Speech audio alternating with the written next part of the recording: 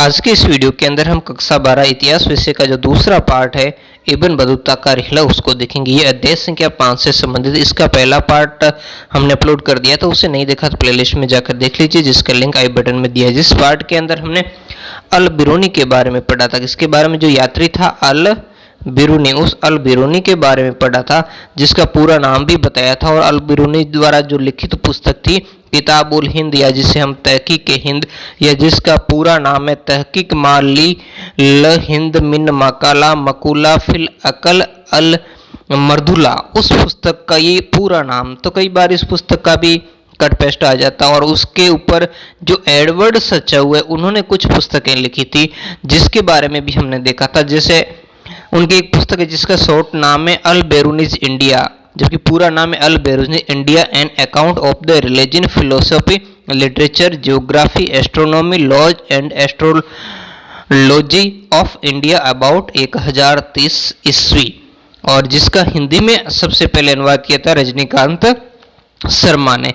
इसके अलावा जो एडवर्ड सचाऊ है उन्होंने एक और पुस्तक लिखी थी जिसका नाम है अतहर अलुबाकिया the chronology of ancient Nations.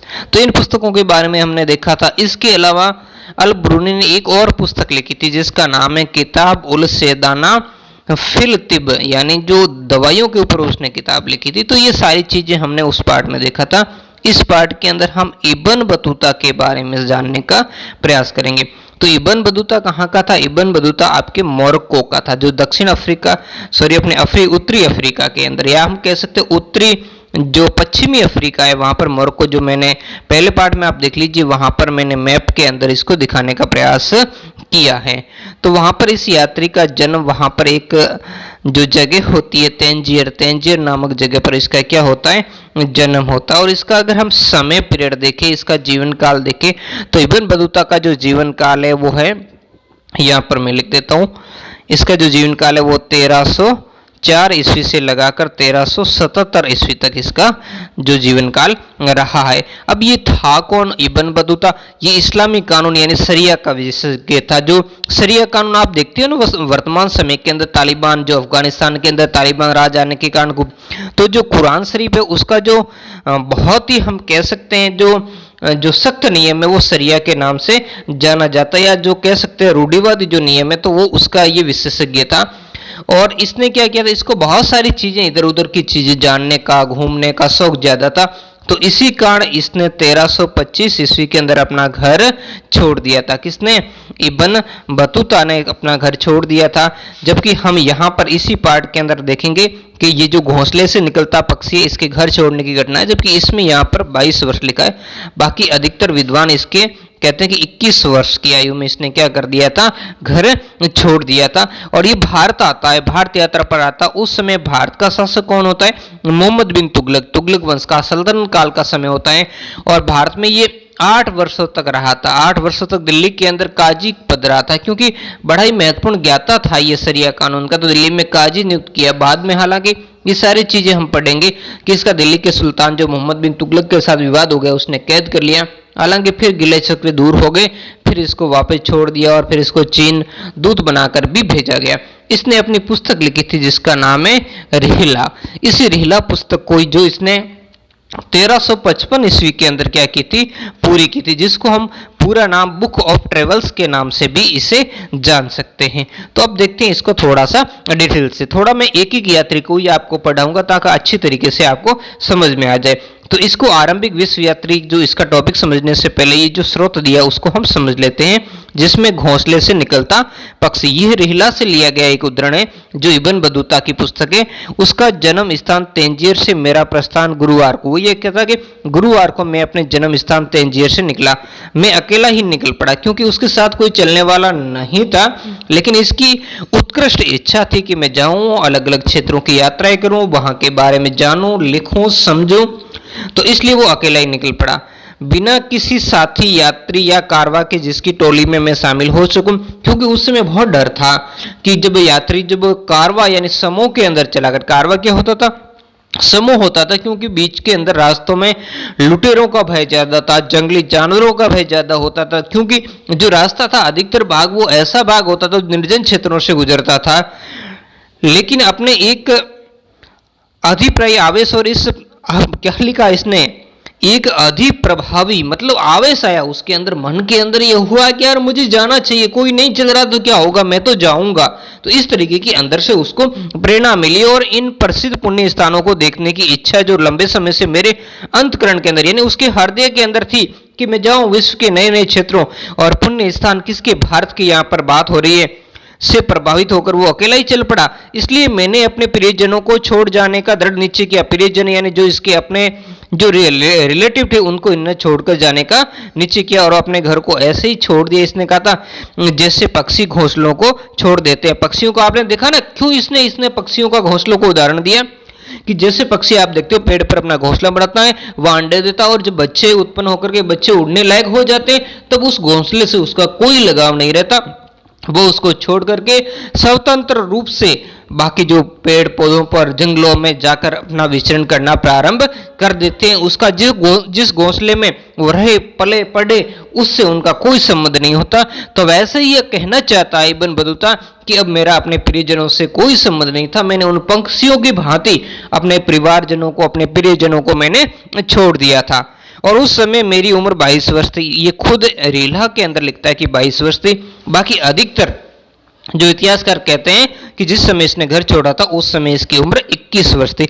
Ibn Battuta 1354 इसमें घर वापस पहुंचा और अपनी यात्रा प्रारंभ करने के लगभग 30 वर्ष बाद, कितने वर्ष बाद, 30 वर्ष बाद अब वो वापस पहुंचा था। यानी जो हमने बात कर ली थी 1325 के आसपास ये माना जाता है, और 1325 में अगर हम 30 वर्ष जोड़े तो 1355 वर्ष यहाँ पर बैठते। ये एक साल का गैप क्यों है, कोई 21 बताता है, कोई 22 बताता, तो इस कारण जो इसकी जो डेट्स है उसके अंदर थोड़ा सा ये कंफ्यूजन हमें देखने को मिलता है।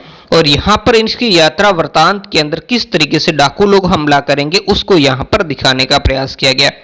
यानी जिसमें इब्न बतूता भी शामिल था, उसको भी कई बार डाकुओं ने लूटा। या डाकू लोग यात्रियों पर हमला करें, ये 16वीं शताब्दी का जो मुगल चित्रकार है। आप डाकुओं को यात्रियों से कैसे अलग करेंगे ये आपको पहचान करनी है। तो यहाँ पर जैसे एक तो ये देख रहे हो, ये डाकू है ये लोग, और ये जैसे भाग रहे हैं ना, आगे जो भाग रहे हैं वो आगे क्या है, ये जो यात्री है जिनको क्या करें, डाकू इनको हमला करके इनको लूटने का प्रयास करें। चलो अब यहाँ से हम इसको प्रारंभ करते हैं। अगर आपको लग रहा है कि यार ये हमसे इस चैनल से काफ़ी हेल्प मिल रही है तो आप चैनल को सब्सक्राइब जरूर करें, वीडियो को लाइक कर सकते हैं और अधिक से अधिक अपने दोस्तों के बीच में शेयर करके, ताकि और लोगों को भी अधिक से अधिक जो ज्ञानार्जन हो सके। एक प्रारंभिक विश्व यात्री के बारे में देखेंगे। इब्न बतूता द्वारा अरबी भाषा में लिखा गया उनका यात्री वृत्तांत। ये ध्यान रखना, आप कमेंट करके मुझे बताइए कि अल ब्रूनी ने अपना यात्रा वृत्तांत जो किताबुल हिंद लिखी थी वो कौन सी भाषा के अंदर लिखी थी। तो इसने कौन सी भाषा में लिखी, अरबी भाषा में। ये ध्यान रखने की वाली बात है, ये शायद पूछ लिया गया ये किसी कंपटीशन एग्जाम्स के अंदर। 14वीं शताब्दी से भारतीय उपमहाद्वीप के सामाजिक और सांस्कृतिक जीवन के विषय में बहुत ही प्रचुर का मतलब बड़े पैमाने पर, विपुल मात्रा में और रोचक जानकारियां ये प्रदान करता है। मोरक्को के इस यात्री का जन्म तंजीर के सबसे सम्मानित और शिक्षित परिवारों में से एक है, जो इस्लामिक कानून अथवा शरिया है ना, जो कुरान शरीफ का ये एक भाग है, उस पर अपनी विशेषज्ञता के प्रसिद्ध, मतलब उसका विशेषज्ञता का मतलब उसका बहुत अच्छा जानकार था में हुआ। और अपने परिवार की परंपरा के अनुसार इब्न बतूता ने कम उम्र में ही साहित्यिक और शास्त्ररूढ़ शिक्षा हासिल की थी। मतलब इसको प्रारंभ में बहुत अच्छी शिक्षा इसको प्रारंभ में मिली थी, और इसी कारण ये जो अपने ज्ञानार्जन के क्षेत्र में आगे बढ़ा था और अपने ज्ञान की प्राप्ति के लिए इसको और जिज्ञासा होती थी कि मैं अधिक से अधिक क्षेत्र में भ्रमण करूं। जैसे इसके प्रारंभ में इसके घर छोड़ने वाली घटना देखी थी, ये इसी से रिलेटेड थी। अपनी श्रेणी के अन्य सदस्यों के विपरीत इब्न बतूता पुस्तकों के स्थान पर यात्राओं से अर्जित अनुभवों के ज्ञान का अधिक महत्वपूर्ण स्रोत मानता था। यानी उनके समय के अन्य सदस्य थे, यानी जो इतिहास लिखने का या अन्य कोई भी लिखने का शौक रखने वाले लोग थे, वो तो किसी से जान लेते थे या किसी से सुन करके लिख देते थे, लेकिन इब्न बतूता ऐसा नहीं, वो अर्जित अनुभव यानी प्रत्यक्ष रूप से वो उस चीज को देखना चाहता था और देख करके हकीकत में उसको लिखना चाहता था। तो ये होता, देखो इतिहासकार का भी मोटिव यही होता है, वो चीज को जैसा है वैसा ही लिखे। और जहां तक वैसे अतीत का तो प्रत्यक्षीकरण नहीं हो सकता, लेकिन तत्कालीन जो समय होता है उसको देख करके लिखा जा सकता है, और वैसा ही मानना इब्न बतूता था। उसने यात्राएं करने का बहुत ही शौक था। वो नए नए देशों और लोगों के विषय में जानने के लिए दूर दूर के क्षेत्रों तक गया। 1332-33 में भारत के लिए प्रस्थान करने से पहले वो मक्का की तीर्थ, जो मुसलमानों के लिए माना जाता है कि उसके जीवन काल में कम से कम एक बार तो मक्का की यात्रा करनी चाहिए। और मैंने पहले वाले पार्ट के अंदर आपको इसको बताया भी था कि मक्का कहां पर स्थित है। यहां भी मैं आपको वो ऐड कर दूंगा जहां से आप देख सकोगे यात्रा की। ये डेट्स महत्वपूर्ण आपको ध्यान रखना कि वो भारत के लिए कब चला था, तो 1332-33 ईस्वी के अंदर वो भारत के लिए चला था। वो सीरिया, इराक, फारस, यमन, ओमान, पूर्वी अफ्रीका के कुछ तटीय और व्यापारिक बंदरगाहों की वो क्या कर चुका था, यात्राएं कर चुका था। मध्य एशिया के रास्ते, जैसा कि आप मानचित्र में देख सकते हो, ये जो फारस कहां पर है, इराक, सीरिया कहां पर है, मध्य एशिया के रास्ते होकर के इब्न बतूता सन 1333 स्थल मार्ग से, स्थल मतलब जो रास्ते से पैदल यानी जमीनी मार्ग होता था, उससे सिंध पहुंचा। ये भारत का क्षेत्र है, सिंध जो भी पाकिस्तान के अंदर पड़ता है, इस सिंध में पहुंचा। उसने दिल्ली के सुल्तान मोहम्मद बिन तुगलक, ये बढ़ाई महत्वपूर्ण है। कई बार क्वेश्चन आता है कि जब इब्न बतूता भारत आया था तो उस समय दिल्ली का सुल्तान कौन था, शासक कौन था, या किसके संरक्षण में वो रहा था, तो ये कौन था, मोहम्मद बिन तुगलक, जो बहुत ही अच्छा शासक था, जो बड़ा अच्छा विद्वान था, सल्तनत काल का सबसे विद्वान शासक इसको कह सकते हैं। लेकिन इसकी जो उपाधियां हम जैसे इतिहास में देखते हैं तो काफी सारा इसको रक्त पिपासु भी कहा गया है और खूब सारी ऐसी उपाधियां मिलती है और इसको एक असफल शासक सिद्ध किया गया। और इसने 5 महत्वपूर्ण योजनाएं निकाली और उस 5 महत्वपूर्ण योजनाएं थी वो भी इसकी असफल है, जिसमें उसने राजधानी बदली, सांकेतिक मुद्रा जारी की, कराची अभियान किया, सिखू 5 उसने अभियान अपने महत्वपूर्ण किए थे। हालांकि उसके बारे में भी अभी गहनता से अध्ययन हो तो कुछ सच्चाई सामने आ सके।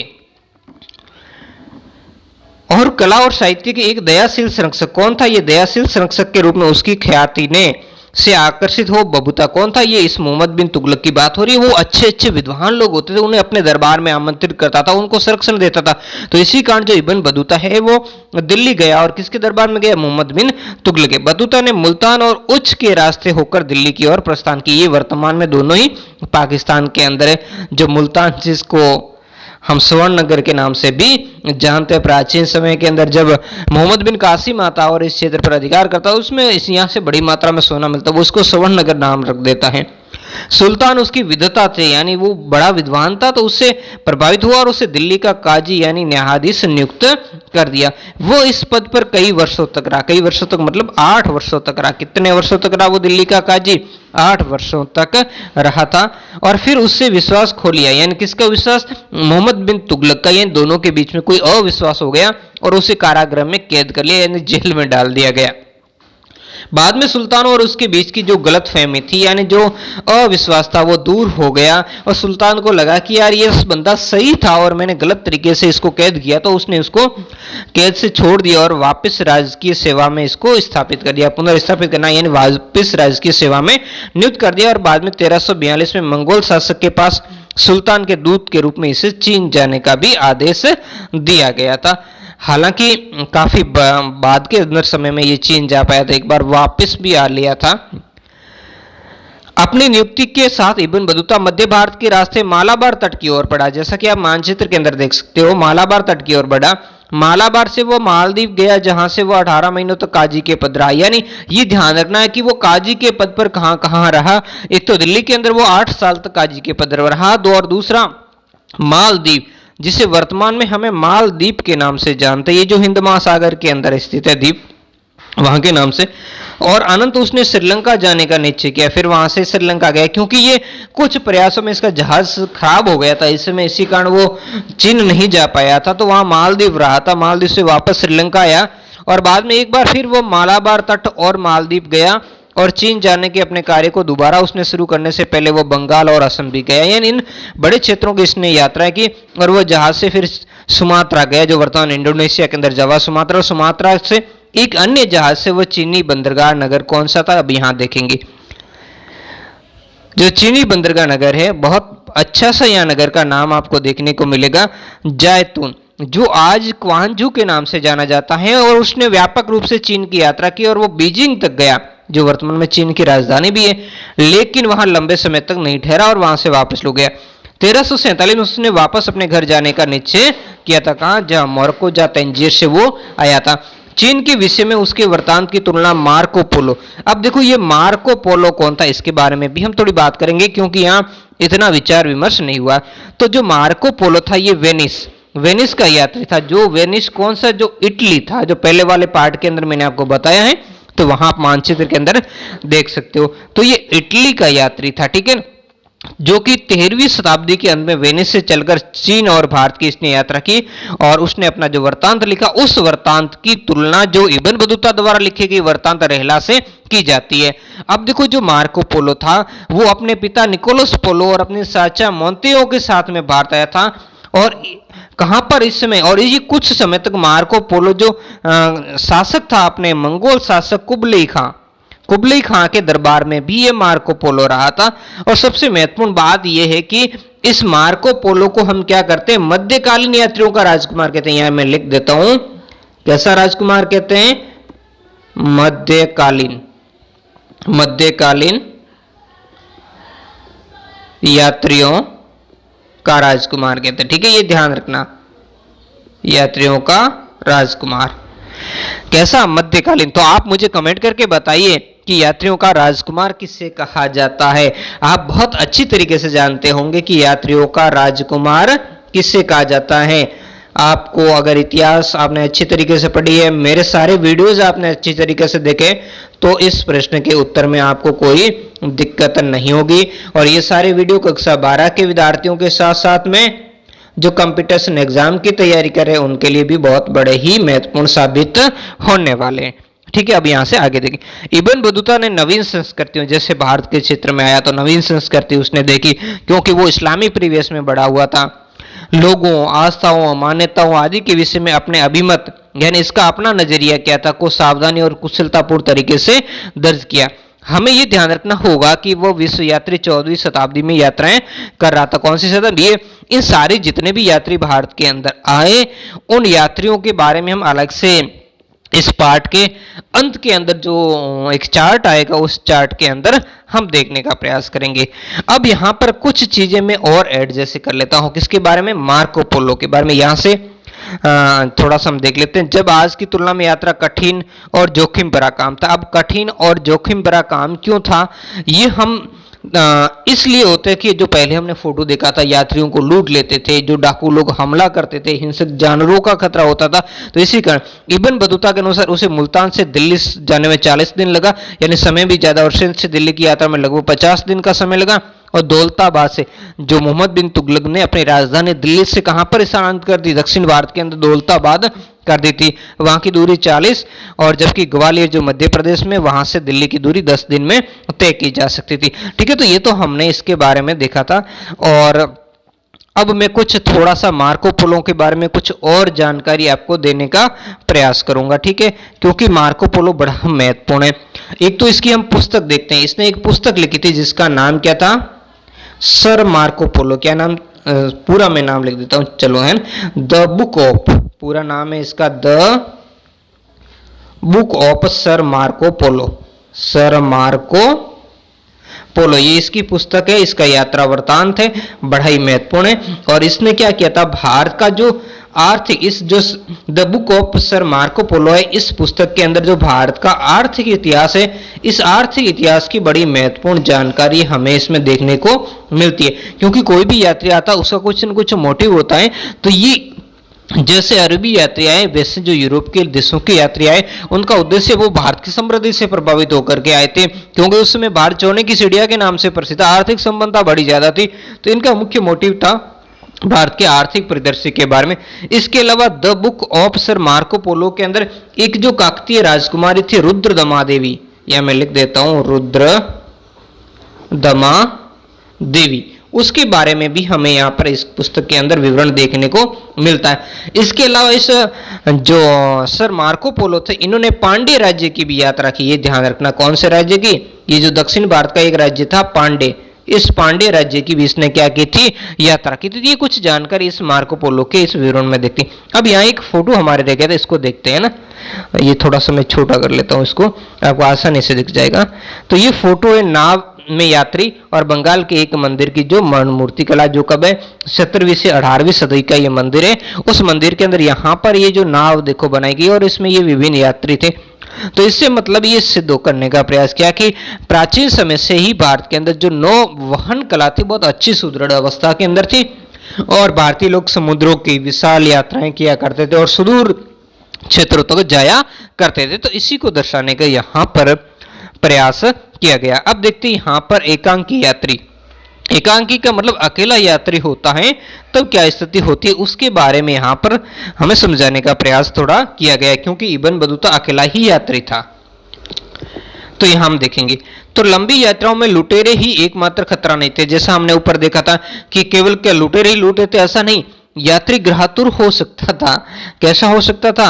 ग्रहातुर हो सकता था, घर की उसको याद आ सकती थी, या फिर वो बीमार भी हो सकता। देखो अकेला यात्री होगा तो उसको कि फिर क्या होगा, अजनबी क्षेत्र में वो जा रहा है तो उसको एकांकीपन लगेगा, अकेलापन लगेगा, उसका कुछ अजब लगेगा, उसको घर की याद आएगी, तो वो हो सकता है वो उस क्षेत्र को छोड़कर वापस घर की तरफ जाने को आतुर हो जाए, या वो बीमार भी हो सकता है क्योंकि उसका मौसम है जिस इलाके से हुआ है उससे अनुकूल नहीं हो सकता है, तो उससे बीमार हो सकता है। और वह रिहला से लिया गया एक उद्धरण है जिसके अंदर ये इब्न बतूता कहता है वो खुद मुझे जबर यानी बुखार ने जकड़ लिया ने वो बीमार हो गया और मैंने अपने आप को कमजोरी के कारण गिरने से बचाने के लिए पगड़ी के कपड़े को जिनसे क्या कर दिया, मैंने बांध लिया।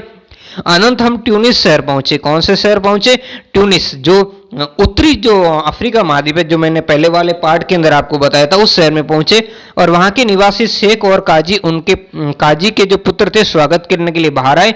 वे हर और एक दूसरे के अभिवादन और प्रश्नों के साथ आगे आए, लेकिन उनमें से किसी ने वो कहता कि मेरा अभिवादन नहीं किया, क्योंकि वो लोग नहीं जानते थे कि इब्न बतूता जो है वो इतना अच्छा विद्वान है, वो इस्लामी कानून शरिया का विशेषज्ञ, वो इसके बारे में नहीं जानते थे। यानी वो कहता था कि मेरा किसी ने कोई स्वागत नहीं किया, क्योंकि वहां कोई ऐसा नहीं था जिससे मेरा परिचय हो और जो मेरे बारे में वहां के जो ट्यूनिस शहर के शेख या जो काजी का पुत्र वगैरह आया उसको उसका परिचय करवा सके, उसकी विद्वता के बारे में उनको बता सके। वो अपने एकांकीपन से, यानी वो जब अकेला ही निकल पड़ा था तो वो इतना उदास हो गया, यानी उसका मन ही मर गया था यार। उसके अंदर से जो प्रेरणा थी, जो शुरुआत में जब चला था, जो उसके अंदर के अंदर जो अपनी आंतरिक जो प्रेरणा थी, वो प्रेरणा अब समाप्त हो चुकी थी और अपनी आंखों में आए आंसुओं को वो रोक नहीं सका और बहुत रोया। किस लिए रोया है कि यार मेरा किसी ने स्वागत नहीं किया, मेरा अभिवादन यहाँ के लोगों ने नहीं किया, मेरी इज्जत ही मिट्टी में मिल गई। तब एक तीर्थयात्री मेरी कुंठा का कारण जानकर मेरे पास आया और तीर्थयात्री वो इसके जैसा ही वो यात्रा कर रहा था। उसने देखा इसके मन में जो कुंठा आ गई थी कि इसके कारण जब इसका किसी ने अभिवादन नहीं किया था स्वागत, और मेरे पास आया और मेरा अभिवादन किया, ये ऐसी बात यहाँ पर अब हम देखेंगे जो इब्न बतूता है उसके द्वारा जो भारत की यात्रा पर आया था और कौन से क्षेत्रों में वो यात्रा की थी उनके यहाँ पर नाम दिए गए, जैसे अंखोय, बाक है, त्रिमिस, कुंदूज, परवान, काबुल, ये गजना हो सकता है उस समय गजनी, ये कंधार। तो ये क्षेत्रों के नाम जैसे इब्न बतूता ने लिखे वैसे यहाँ पर बताए गए। वर्तमान समय में इनके नाम अलग हो सकते हैं। अब यहाँ पर इसके द्वारा भारत की यात्रा का जो यहाँ पर विवरण है, यहाँ पर हम देख सकते हैं कि ये लाहरी नामक जगह अब अरब सागर से आया था, फिर ये सिंधु नदी के रास्ते होकर के यहाँ पर गया। ये उच्च हो सकता है जो अभी हमने पढ़ा था, उच्च है। फिर यहाँ से मुल्तान, जिसको श्रवण नगर नाम दिया था, किसने?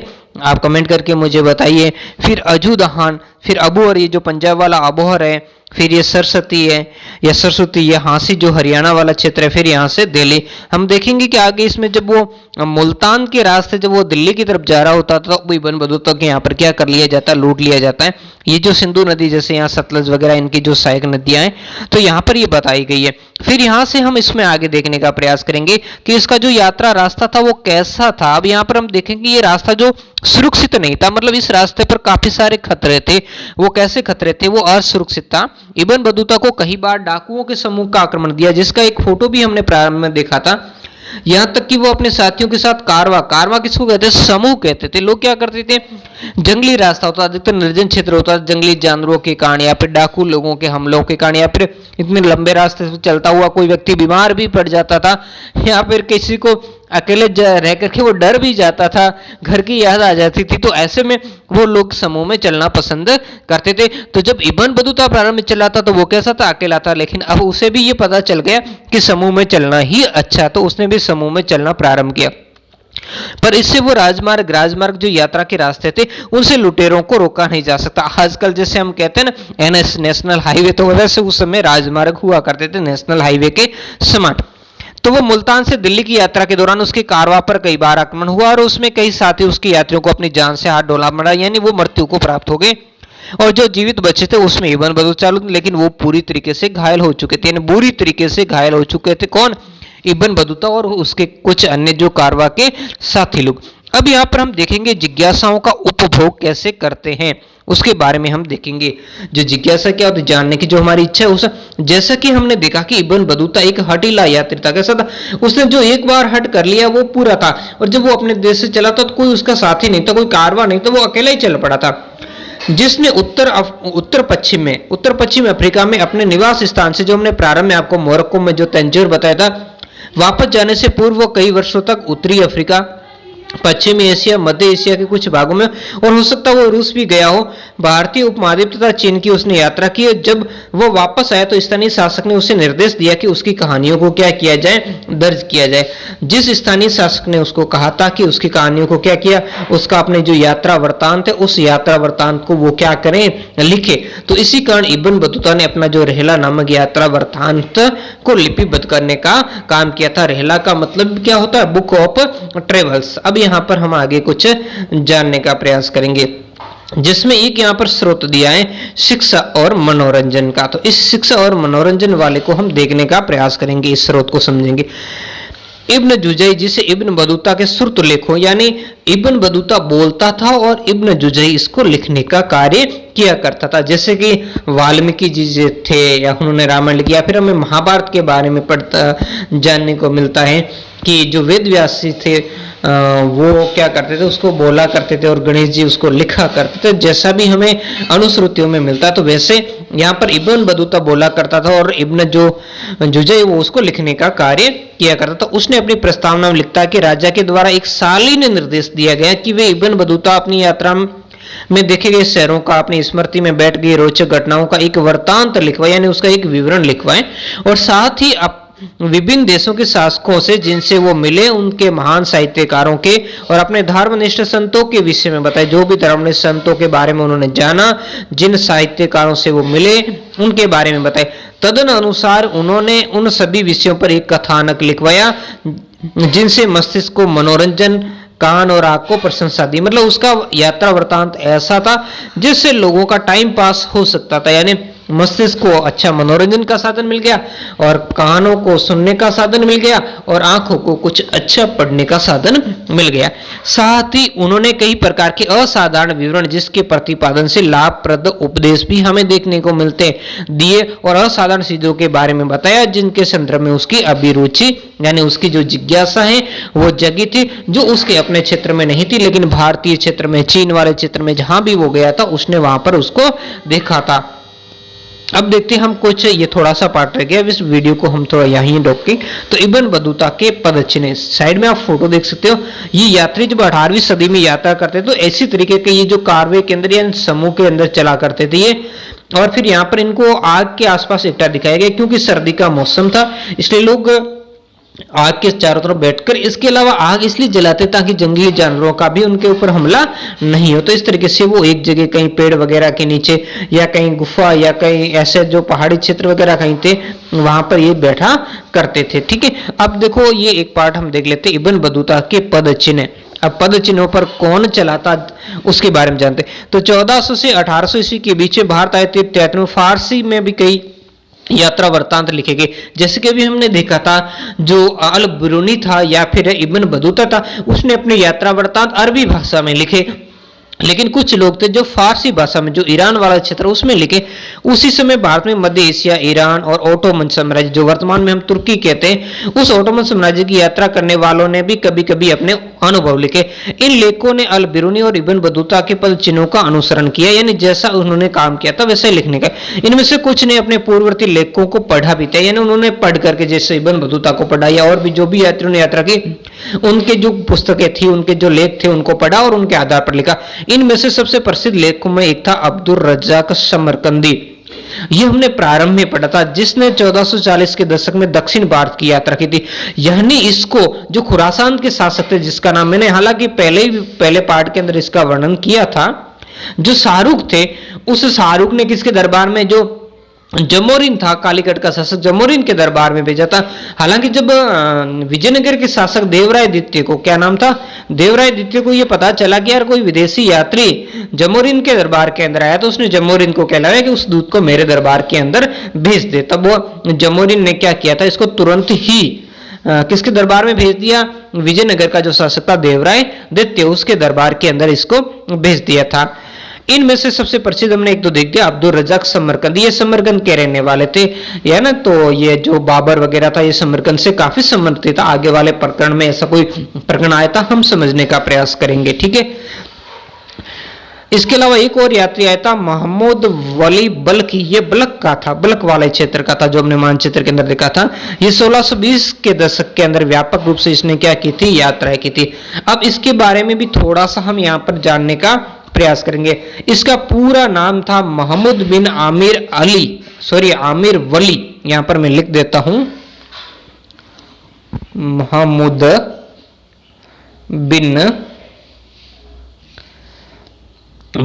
बिन आमिर, यहां पर आ जाएगा आमिर, फिर यहां वली आ जाएगा, वली, फिर आ जाएगा बल्खी, ठीक है ना, ये इसका पूरा नाम था।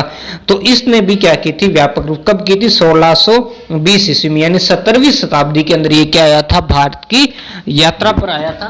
और इसने भी क्या किया था, अपना जो यात्रा वृत्तांत लिखा, उस वृत्तांत के अंदर भारत की बातें इसने की थी। अब हम इस बल्खी का जैसे टाइम पीरियड देखें, तो ये इसका समय था 1626 से 31 के आसपास में बताया जाता है। ये बल्ख अफगानिस्तान वाले क्षेत्र है, यानी इसका जन्म बल्ख में हुआ था, जो वर्तमान अफगानिस्तान वाले इलाके के अंदर पड़ता है। इसने अपनी पुस्तक लिखी थी, मैं लिख देता हूं इसकी पुस्तक का नाम थोड़ा सा ऊपर करके, बहुत ही बढ़िया इसने एक पुस्तक लिखी थी। जैसे इसकी पुस्तक का नाम था किताब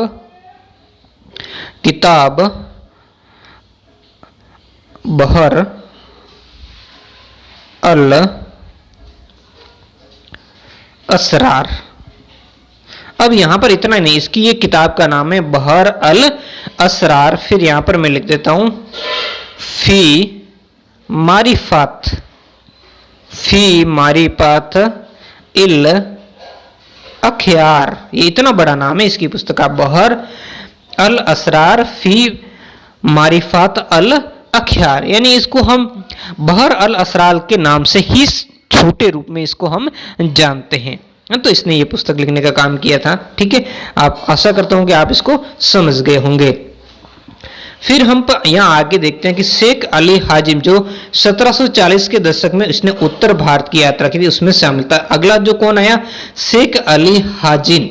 अब देखो शेख अली हाजिन का मुख्य नाम क्या था, हम इसका पूरा नाम हम देखेंगे तो इसका पूरा नाम था शेख मोहम्मद, यहां पर मैं लिख देता हूं शेख मोहम्मद अली हाजिन, मोहम्मद अली हाजिन, या फिर इसको हम हाजिन जो लाहिजी के नाम से भी इसको क्या करते जानते। ये एक अच्छा कवि था, और कहां का था, ईरान का था। ये ईरान वाले क्षेत्र से आया था, जो हम फारस के नाम से जानते थे, तो इस क्षेत्र से आया था। और इसका जन्म जो ईरान है, ईरान के अंदर जो एक शहर पड़ता है जिसका नाम था उस समय इस्फहान, तो इस इस्फहान में इसका जन्म कब हुआ था, 1692 ईस्वी में हुआ था। कब हुआ था, 1692 में। और जबकि मृत्यु हम इसकी देखेंगे तो मृत्यु हुई थी 1666 में, या सॉरी 1766 में, यानी 1766 ईस्वी के अंदर इसकी मृत्यु हुई थी। और मृत्यु कहां पर हुई थी, भारत में हुई थी, वाराणसी में। तो ये पूछा जा सकता है कि कौन सा जो विदेशी यात्री था उसकी भारत के अंदर मृत्यु हुई थी। आपको कमेंट करके बताना, भारत का कौन सा गवर्नर जनरल था जिसकी मृत्यु भी कहां पर हुई थी, भारत के अंदर हुई थी। और जब ये हाजिन जो भारत आया था, उस समय भारत के अंदर मुगल शासक कौन था, मोहम्मद शाह था, वही जो मोहम्मद शाह जिसको हम रंगीले के नाम से जानते हैं, ठीक है। तो ये कुछ चीजें थी, आपको आशा करता हूं बहुत अच्छी तरीके से आप समझ गए होंगे। इनमें से कुछ लेखक भारत से सम्मोहित थे। अब देखो सम्मोहित का मतलब है जैसे कोई किसी पर मुग्ध हो जाता है या मोहित हो जाता है या फिर कह सकते हैं आसक्त हो जाता है या कोई किसी को अपने वंश में कर लेता है ना, तो उसको सम्मोहित कहते हैं। यहां तक कि उसमें से एक महमूद बल्कि जो कुछ समय के लिए एक सन्यासी भी बन गया। यानी यहां यह बताने का बात किया गया है कि कुछ लोग जैसे महमूद बल्कि था भारत की सभ्यता से इतना सम्मोहित हुआ यानी इतना मुग्ध हुआ कि वो सन्यासी बन गया, जैसे भारत के लोग घर बार छोड़कर सन्यासी। लेकिन कुछ अन्य लेखक जैसे हाजिन था वो भारत से निराश हुआ और भारत से वो घृणा करने लग गया कि ऐसे क्षेत्र में कभी आना ही नहीं चाहिए। तो दो अलग अलग विचारधाराएं यहां पर दर्शाने का प्रयास किया गया था और वे भारत में अपने लिए एक उत्सवी स्वागत की आशा कर रहा था। कौन? हाजिन। और जब ऐसा वहां पर भारत के अंदर उनका स्वागत नहीं किया तो वो भारत से गणना कर लेंगे। उनमें से अधिकांश ने भारत को अचंभों का देश के रूप में देखा, यानी उन्होंने ऐसी चीजें भारत के अंदर देखी जो उनके अपने क्षेत्र से संबंधित नहीं थी। तो इसी कारण अचंभे और काफी विचित्र चीजें हैं उन्होंने देखने का प्रयास किया। तो आज के वीडियो में इतना ही। नेक्स्ट पार्ट के अंदर हम फ्रांसवा बर्नियर के बारे में समझने का प्रयास करेंगे। अगर वीडियो अच्छा लगा तो लाइक कमेंट शेयर जरूर करें और चैनल पर पहली बार आए तो चैनल को सब्सक्राइब करना न भूले, क्योंकि अभी भी 92% लोग बिना सब्सक्राइबर देखते हैं। तो प्लीज थोड़ा सा हमारी भी मदद कर दिया करो। धन्यवाद।